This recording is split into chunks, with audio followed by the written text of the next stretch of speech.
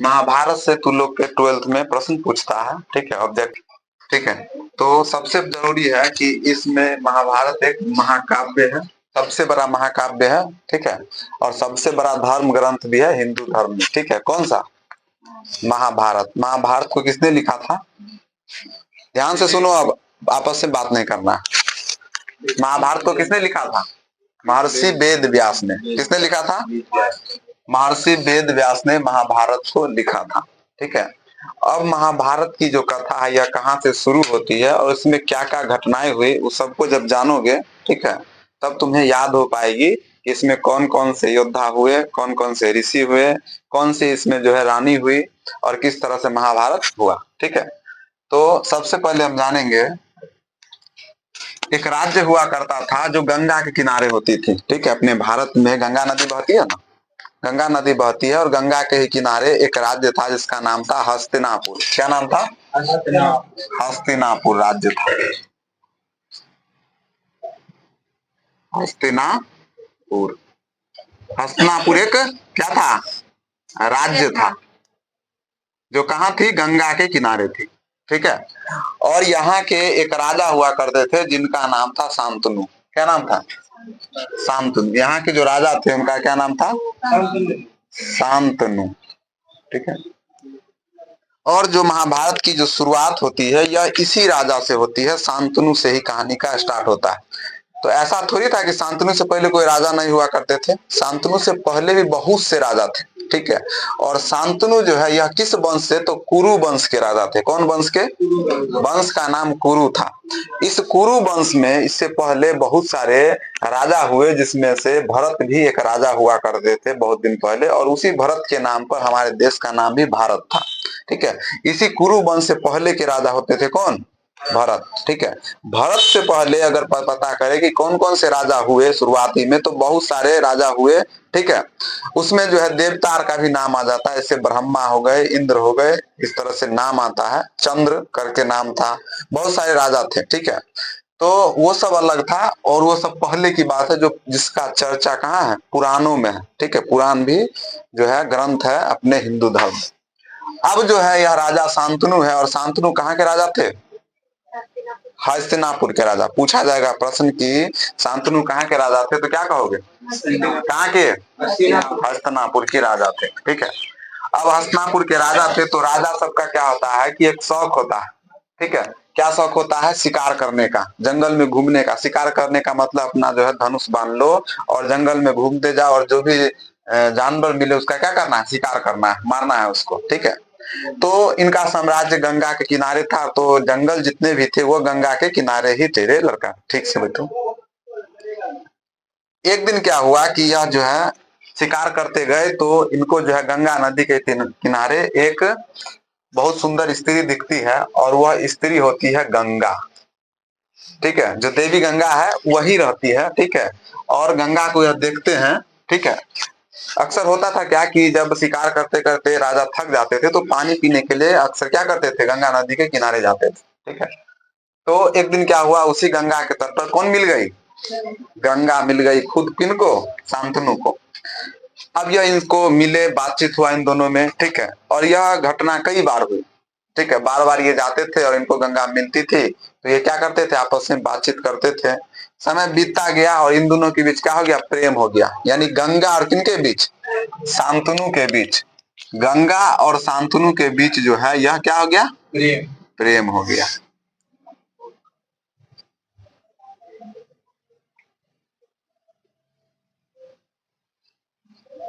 इनका प्रेम हुआ गंगा से।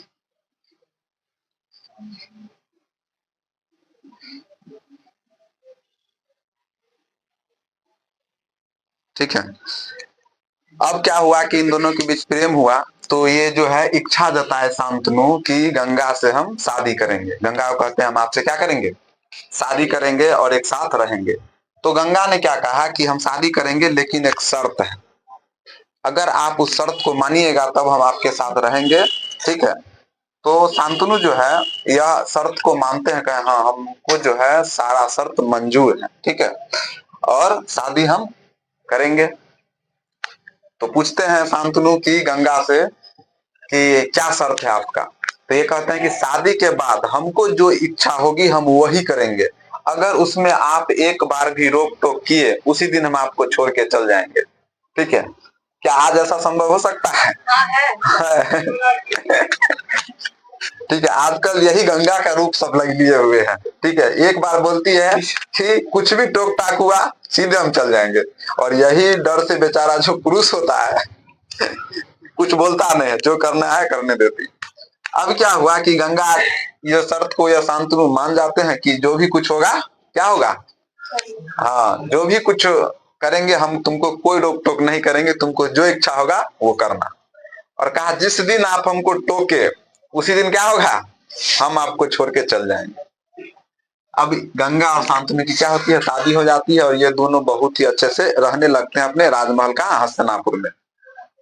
कुछ समय बीतता है, इस तरह से इन दोनों का वैवाहिक जीवन आगे बढ़ता है।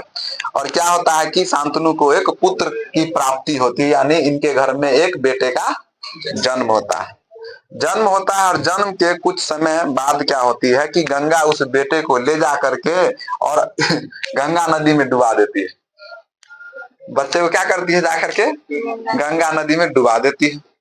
डुबा देती है तो क्या होता है कि शांतनु जब देखता है इस चीज को कि हमारा बेटे का जन्म हुआ और ये डुबा दी, तो इसको आप किसी का बेटा जो है जन्म ले उसको डुबा दे तो क्या सोचेगा।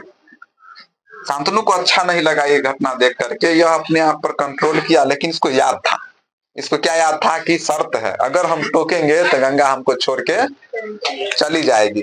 ठीक है, अब क्या हुआ कि शांतनु कुछ नहीं बोले और ये जो घटना जो हुई ये हो करके रह गया। फिर क्या हुआ, कुछ समय बाद फिर समय बीतता गया बीतता गया बीतता गया, फिर एक बेटे का जन्म हुआ। फिर क्या हुआ, एक बेटे यानी दूसरे बेटे का जन्म हुआ। गंगा ने फिर क्या किया कि उसको भी ले जाके कहाँ डुबा दिया, नदी में। फिर जाके गंगा में डुबा दिया। हाँ, गंगा अपने में डुबा दी।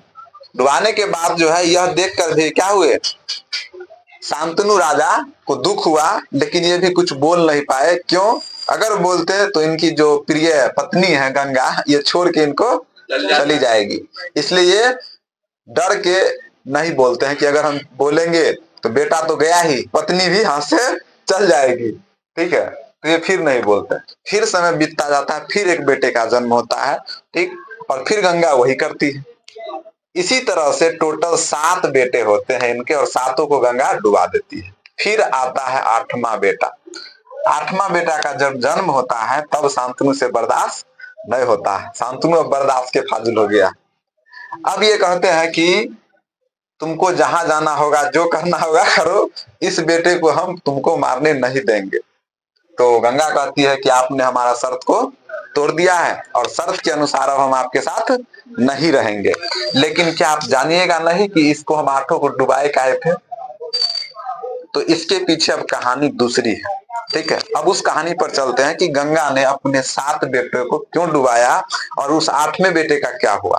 ठीक है, अब क्या है कि गंगा देवलोक में रहने वाली थी, देवी है तो कहाँ रहती थी, देवलोक में। अब देवलोक की एक घटना है कि एक ऋषि हुआ करते थे। ठीक है, एक ऋषि देवलोक में ने अपना यही पृथ्वी पर थे एक ऋषि, और उनके पास एक बहुत ही सुंदर गाय था।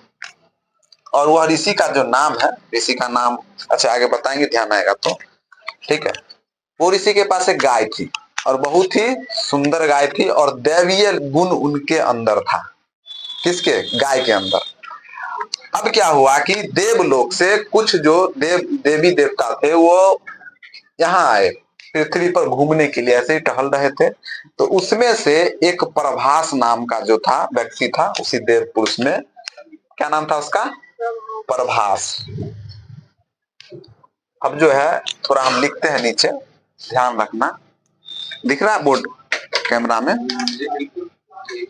लेकिन आपे नहीं दिख। प्रभास, ठीक है, प्रभास जो देवलोक के निवासी थे। इनके साथ जो है, इनके था साथी, साथ साथ ही पृथ्वी लोक आए थे, पृथ्वी लोक आए थे। ठीक ना। अब वैसे नहीं करो, ध्यान दो इधर। अब ये सब आए थे कहाँ? हाँ, और वो ऋषि जो थे, ऋषि का नाम वशिष्ठ थे। कौन ऋषि थे? वशिष्ठ ऋषि। वशिष्ठ, वशिष्ठ ऋषि, वशिष्ठ ऋषि के यहाँ आए थे। कौन? ये जो देवलोक के था, एक प्रभास नाम का था व्यक्ति, और इसके साथ 7 गो और था मित्र। अब यह आए थे तो अपनी सब पत्नी सबके साथ आया था, सब घूम रहा था इस तरह से। और वशिष्ठ ऋषि का जो कुटिया था, और इन्हीं का वो गाय था, जिसके अंदर दैवीय गुण था, वो अच्छी गाय थी। क्या होता है कि जो प्रभास होता है, इसकी पत्नी जो होती है उसको गाय पसंद आ जाती है, और कहता है कि इसे हमको वो गाय चाहिए। अब कहता है कि इसके जितने साथी थे, कहता है कि वो गाय तो वशिष्ठ ऋषि की है, आप इस गाय को नहीं लीजिए। अब इससे क्या होंगे कि वशिष्ठ जो ऋषि है वह क्रोधित हो जाएंगे, और क्रोध होने के बाद कुछ भी हो सकता है। तो प्रभास की जो पत्नी थी वह कहती है कि तुम लोग कायर हो, और हम एक एक गाय तक हमको नहीं दे सकते हो। इसमें क्या हुआ कि यह जो प्रभास है, यह जो है क्या हो गया, थोड़ा इमोशनल हो गया। इमोशनल होने के बाद इसने क्या किया कि यह सोच लिया कि इस गाय को चुरा लेते हैं, और इसने वशिष्ठ ऋषि को गाय को चुरा लिया। और यह वशिष्ठ ऋषि जो है, इनको पता चल गया कि इनकी गाय को चुरा लिया है कौन? ये सब जो देवलोक का वासी था सब आया है, यह चुरा लिया। इसने सबको श्राप दे दिया कि तुम लोग जो है देवलोक में रहते हो और इस तरह से किए हो, तुम लोग को हम श्राप देते हैं कि तुम लोग को यही पृथ्वी पर जन्म लेना होगा, और मानव की तरह जीना पड़ेगा। तुमको तुमको सुख दुख सबको भोगना पड़ेगा। तुम उड़ नहीं सकते हो, तुम कुछ नहीं कर सकते हो, एक मानव की तरह जीवित रहोगे। श्राप किसने दे दिया? वशिष्ठ ऋषि ने। अब ई लोग को श्राप मिल गया, और ये लोग फिर गया कहाँ? देवलोक। और उसके बाद जन्म लेगा कहाँ? पृथ्वी पर। इससे पहले एक घटना हुई देवलोक में। देवलोक जो है वहां इंद्र का दरबार लगा हुआ था, और जो यह शांतनु थे, यह शांतनु एक जन्म में क्या हुए थे? सिद्ध हो चुके थे, और यह भी देवलोक के निवासी हो चुके थे। ठीक है। लेकिन घटना क्या हुआ कि इंद्र के दरबार में जो गंगा थी, ये आई थी और दरबार लग चुका था। ठीक है। और यह शांतनु जो पिछले जन्म में सिद्ध हो गए थे, यानी कि उनको क्या हुआ था? मुक्ति मिल गई थी, और कहाँ थे? देवलोक में बैठे थे। और उस समय उनका नाम शांतनु नहीं, कुछ और था। ध्यान नहीं है नाम इनका क्या था, याद आएगा तो हम फिर लिख देंगे। ठीक। शांतनु का नाम कुछ और था। ठीक है। अब क्या हुआ कि यह देवलोक में जब थे, तो क्या हुआ? इंद्र का दरबार लगा हुआ था, और इंद्र के दरबार में जब गंगा आई थी, तो गलती से गंगा का पल्लू गिर गया था। पल्लू होता है ना, ओढ़नी होता है। ठीक है। तो पल्लू गिर गया था, और इनके शरीर का ऊपरी जो भाग होता है, ऊपर वाला जो भाग होता है गंगा के, वो नग्न हो गया था। जिस कारण से क्या हुआ कि जितने देवलोक में जो भी पुरुष थे बैठे हुए, उन सब का नजर क्या हुआ? नीचे झुक गया। शर्म से झुक जाएगा कोई आदमी, स्त्री जब का जो है शरीर से पल्लू गिर जाएगा तो क्या होगा? थोड़ा शर्म वाली बात होती है। तो पुरुष को क्या हुआ कि सब नीचे, सबका सिर झुक गया था, नजर नीचे झुक गया। लेकिन इस शांतनु नए थे वहां पे, उनको ये चीज पता नहीं था, और यह गंगा को देखने लग गए। कौन? शांतनु, जो देवलोक में थे, पिछले जन्म के बात है। अब क्या हुआ? इस चीज को देख करके जो इंद्र थे वह क्रोधित हो गए। ठीक है। और क्रोधित होने के बाद क्या हुआ कि इनको श्राप दे दिया। कौन? इंद्र। भगवान इंद्र ने इन्होंने कहा कि तुमने यहाँ गलती की है, कोई स्त्री का जो है शरीर नग्न हो गया, तो तुम उसको देख क्यों रहे थे? तुम्हारा नजर क्या होना चाहिए था? नीचे झुकना चाहिए था। ठीक है। तो इनको श्राप कहा कि तुम फिर से जन्म लोगे कहाँ? पृथ्वी पर, और फिर से तुमको मानव रूप में जीना पड़ेगा। ये इंद्र का मिल गया। कुछ देर बाद जो है इंद्र का नजर गंगा पर गया, तो गंगा जो है उनको शर्म नहीं आ रही थी इस घटना से। पल्लू गिरा था तो उनको थोड़ा शर्म होता है ना, उनको गलती होता है, शर्म आने लगे। तो इस टाइप को गंगा को नहीं हुआ, और गंगा खुश हो रही थी इस चीज को देख करके कि शांतनु हमको देख रहे हैं। उस समय शांतनु का नाम शांतनु था नहीं, कुछ और था। तो इंद्र ने गंगा को भी श्राप दिया कि तुम भी जो है, तुमने भी ये चीज गलत किया है, और तुमको भी ये श्राप है कि तुम भी क्या करोगे? तुमको भी मानव का रूप जो है जन्म होगा, और पृथ्वी पर ही तुमको जन्म लेना पड़ेगा, मानव की तरह जीना पड़ेगा। इसी श्राप के कारण गंगा का जन्म कहाँ हुआ? पृथ्वी पर हुआ। और शांतनु और गंगा का मिलन हुआ कहाँ? गंगा नदी के तट पर, हस्तिनापुर में। अब ये अगर समझ में आ गया कि गंगा का ब्याह शांतनु से कैसे हुआ। कोई कोई प्रश्न पूछ देता है कि गंगा तो देवलोक की थी और शांतनु तो मनुष्य था, ये मनुष्य और भगवान में ब्याह कैसे हो गया? अब समझ में आ गया इस चीज कि शांतनु का ब्याह जो है गंगा से कैसे हुआ? श्राप के कारण। श्राप कैसे मिला? इंद्रलोक में। ठीक है, अब इन दोनों का जो है शादी ब्याह करवा दिए हम हमने करवाए, मतलब यहाँ कहानी में बता दिए। यहाँ तक समझ में आया? हाँ। बेटा